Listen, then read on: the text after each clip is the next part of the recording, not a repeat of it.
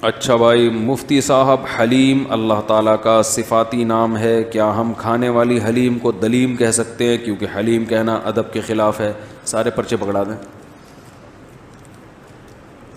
حلیم کو حلیم ہی کہیں جو اس کا نام ہے، دلیم نہ کہیں۔ حلیم اللہ کا نام ہے کسی اور سینس میں، کسی اور مفہوم میں، اور دیگ کا نام ہے کسی اور مفہوم میں۔ جب دیگ کو حلیم کہا جاتا ہے تو اللہ کا نام دماغ میں نہیں ہوتا۔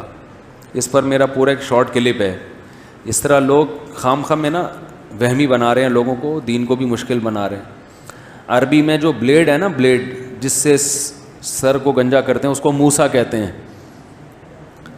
تو کتابوں میں لکھا ہے موسیٰ، کہ موسیٰ سے سر کو صاف کیا، حالانکہ موسیٰ پیغمبر کا نام بھی ہے۔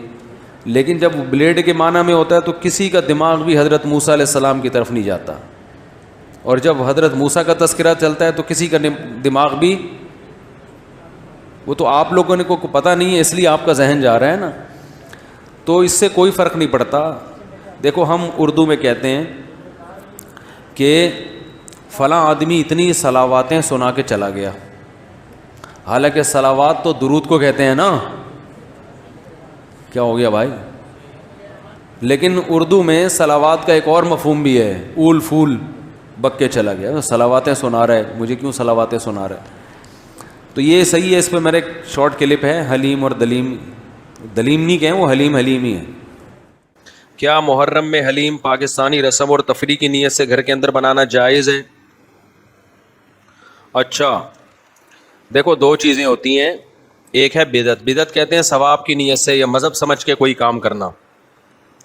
تو محرم میں اگر کوئی ثواب سمجھ کے حلیم بناتا ہے تو یہ تو بدعت عمل ہے، اور اگر کوئی انٹرٹینمنٹ کے لیے بناتا ہے کہ سارے بنا رہے ہیں تو یار چلو حلیم کا موسم چل رہا ہے تو چلو ہم بھی بنا لیں، تو اس کو بدعت نہیں کہیں گے ہم، کیونکہ بدعت کہتے ہیں مذہب سمجھ کے کوئی کام کرے نا۔ انٹرٹینمنٹ کے لیے تو آپ حلیم بھی بنا سکتے ہیں، آپ محرم میں بھی بنا سکتے ہیں، سفر میں بھی بنا سکتے ہیں، کبھی بھی بنا سکتے ہیں۔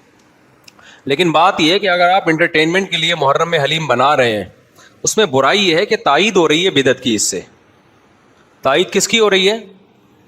بدعت کی تائید ہو رہی ہے، کیونکہ بہت سے لوگ اس کو محرم کے میں ثواب سمجھ کے کرتے ہیں کہ بھائی محرم میں، کیونکہ ہم بھی بچپن میں جب حلیم کھایا کرتے تھے نا، تو وہ حلیم یہ نیت سے بنا کرتا تھا کہ امام حسین جو تھے وہ کربلا میں بھوکے پیاسے شہید ہوئے، تو اب ہم نے اس دن کیا کرنا ہے، لوگوں کو کھلانا ہے تاکہ وہ جو ہے صدقہ کریں اور ان کی یاد تازہ کریں۔ تو یہ تو بدعت عمل ہے۔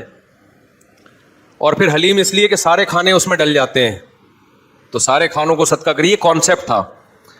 تو ٹھیک ہے، بہت سے لوگوں کی نظر میں یہ کانسیپٹ نہیں ہوتا، لیکن جن کی نظر میں ہوتا ہے تو ان کی تائید تو ہو رہی ہے نا اس سے۔